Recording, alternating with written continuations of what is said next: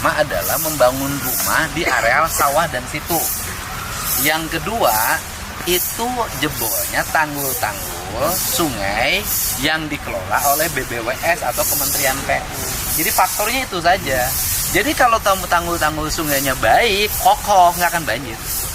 Artinya di Pantura itu ada banjir sama jalan sudah hari Kamis mau saya undang kepala balainya.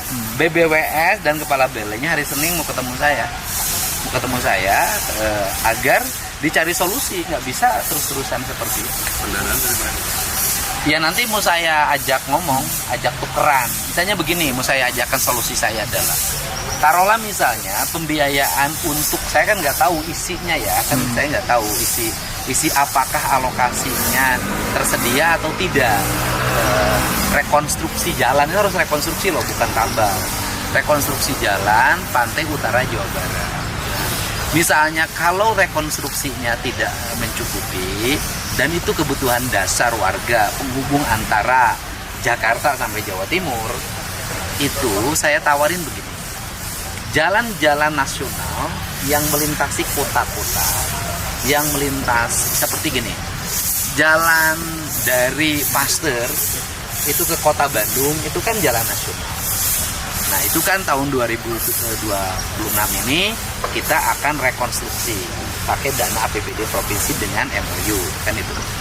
Yang kedua jalan nasional lain misalnya di Soekarno-Hatta kalau nggak salah itu jalan nasional. Nah itu bisa nanti kita serahin ke kota Bandung. Nah kemudian di setiap kota itu pasti ada jalan nasional yang lewat kota. Seluruh jalan nasional itu nanti diserahin ke provinsi dan sebagian diserahin ke kabupaten kota karena itu pusat kota. Kan masa kota jalannya jelek. Nah hitung itu jumlahnya berapa. Kalau tersedia anggaran untuk pembangunan jalan-jalan kota-kota ini yang melewati jalan nasional yang melewati kota, uangnya dipindahin saja untuk pembangunan khusus pantai utara Jawa Barat. Itu diangkat fisik dari pusat ke daerah itu digeser untuk bukan diangkat fisik pusat daerah, bukan, Bapak mah nggak ngerti.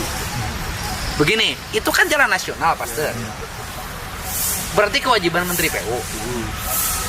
Sekarang gini aja, serahin ke provinsi. Kan kita mau nih MOU, serahin ke provinsi. Soekarno-Hatta itu jalan nasional, kewajiban Menteri PU. Udah kelola aja sama Kota Bandung. Kan berarti ada alokasi tuh untuk pemeliharaan. Alokasi jalan yang tersebar, jalan nasional yang tersebar di seluruh Jawa Barat yang melewati kota-kota, ibu kota kabupaten, ibu kota provinsi, semuanya dikumpulin uangnya, digunakan untuk pembangunan jalan pantai utara Jawa Barat. Itu solusi yang akan saya tawarkan. Jadi pengelolanya diambil alih sama balai masih balai. Enggak.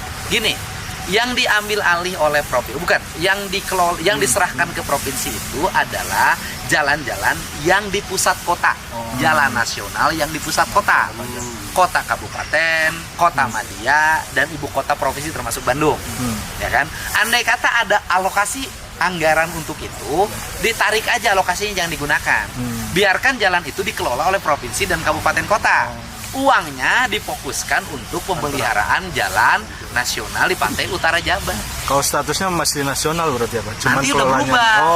Yang jalan-jalan kota itu nanti berubah menjadi jalan provinsi, menjadi jalan kabupaten, menjadi jalan kota. Otomatis kan beban PU untuk pemeliharaan di Jawa Barat kan menurun karena sebagian sudah statusnya menjadi jalan provinsi dan jalan kabupaten serta jalan kota. Kalau sudah menurun, maka uang yang diperlukan kan menurun.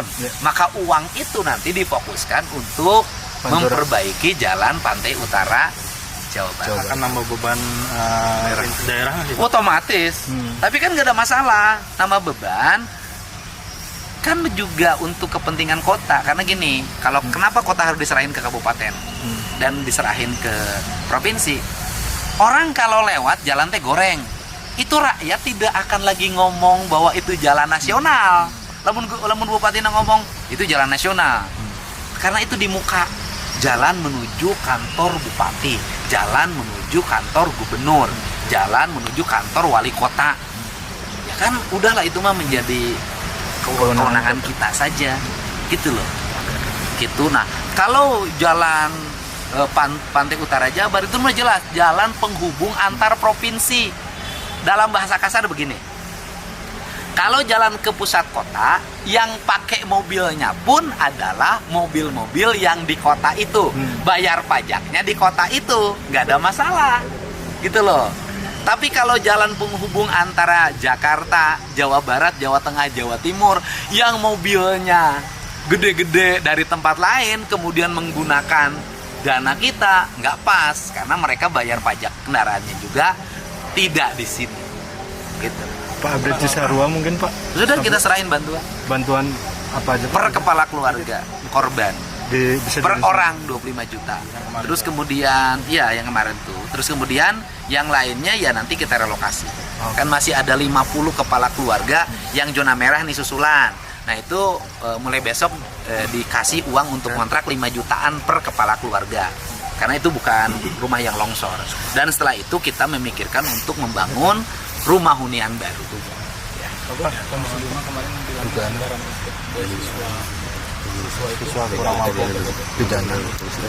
Gampang tuh Pak, atau gampang yang itu mah. Gini, kan mulai belajarnya itu kan nanti bulan Juni.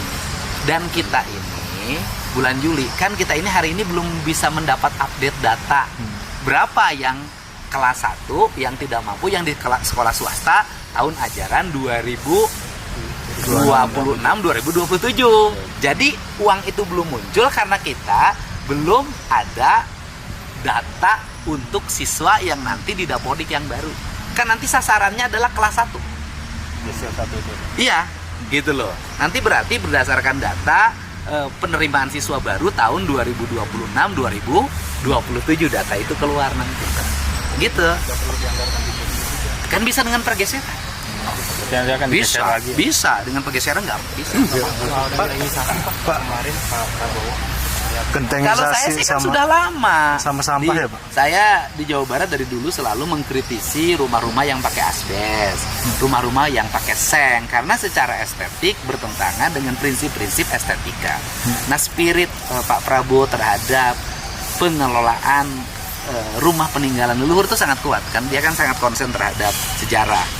Nah sehingga dia menyampaikan bahwa baiknya pakai genteng agar kelihatan indah, kan gitu. Nah kemudian bisa saya waktu itu juga kemarin juga ngomong sirap Pak, bisa pakai sirap. Kalau saya kan senangnya sebagai orang Sunda pakai injuk gitu. Jadi memang dari sisi bahan baku, tapi kalau di Jawa Barat sih rumah seng tidak terlalu banyak. Rata-rata orang Jawa Barat pakai genteng. Yang rumah seng yang paling banyak itu adalah di Sumatera. Dan Jawa Barat tuh jarang pakai seng. Rata-rata kalau orang ekonominya tidak terlalu mapan pakai asbes. Jadi gentengisasi salah satu usulan dari bukan usulan dari saya. Pak Prabowo menyampaikan baiknya gentengisasi, dan itu selaras dengan pembangunan yang ada di Jawa Barat. Gitu loh. Kayak Pak Prabowo misalnya baligo cabutin, emang kan kebiasaan saya nyebutin. Ya seneng lah saya hari ini apa yang saya lakukan hari ini mendapat dukungan yang kuat dari presiden, intinya kan itu. Bakal ada SE atau seperti apa Pak soal gentengisasi? Di MB aja nanti. Jadi di izin mendirikan bangunannya adalah dipersyaratkan spesifikasinya pengembangan perumahan pemukiman adalah pakai sirap, pakai genteng, pakai kalau rumah-rumah tradisional desa pakai injuk. Pak soal virus nipah yang masuk ke Indonesia mungkin di Jawa Barat sendiri. himbauan. Ya himbauannya jangan makan buah ya. Yang buah itu kan, Iya. jangan makan buah yang sudah digigit lalai, itu aja kan. Himbauannya itu. Pak kalau soal dugaan tindak pidana alih fungsi lahan di Cisarua Pak, Saya udah belum- kemarin bilang katanya ada dugaan Ya, tindak pidana seperti yang menyelidiki bukan gubernur nanti setelah anggapannya selesai. mungkin. Gini aja, kita hari ini jangan dulu ke fokus ke persoalan pidana. Kita beresin aspek-aspek yang sifatnya sosial. Nanti setelah sosialnya beres, kita mengarah pada aspek-aspek yang bersifat pelanggaran. Pak soal sampah juga Pak Prabowo kan kemarin juga jinggung tuh Pak. Ya setuju. Itu Kota Bandung terutama ini kan Iya, ya belum tinggal kelar-kelar nih, Pak. semua bupati wali kota kemarin kan yang biasa ngotot urusan sampah adalah gubernur. Iya. Hari ini presiden menginstruksikan hal yang sama Nah kalau gubernur kurang begitu didenge, masa presiden nggak mau didenge? Kan kita harus didenge sama bupati wali kota. Malu kalau tidak bersih lingkungan. Di Ciamis itu termasuk yang Hadipura. Terima kasih. Contoh. Pertemuan dengan Hadipura dan tindak lanjut. Tindak lanjutnya ya kita nunggu nanti kesepakatan pemerintah Provinsi Jawa Barat dengan pemerintah pusat, dengan Kemenhan, dengan Danantara, persoalan bagaimana status Bandara Kertajati dan bagaimana status Bandara Hussein. Kita nunggu nanti minggu depan, saya mungkin sudah mulai keluar. Iya Mbak. Pak, kemarin di Cianjur ada mafia tanah, ratusan tiket tanah digunakan juga untuk perkebunan sayur-sayuran. Ya gini aja, mafia tanah mah udahlah, kan itu sudah menjadi konsen kita. Ya segera dilaporkan aja ke Polda untuk diproses. Dan mafia tanah kan, mafia itu kan hukum. Betul. Ya sudah, proses hukum aja. Modusnya apa digunakan untuk perkebunan sayur-sayuran? Mau pakai apapun, kalau mafia tanah tindak. Ya. Ada Bu Haji beberapa zikir yang memang disukai oleh Allah. Kata Kanjeng Nabi pernah berucap di dalam hadisnya bahwa kalimatani khafifatani fil lisan sakilatani fil mizan habibatani ilar rahman subhanallah walhamdulillah subhanallah.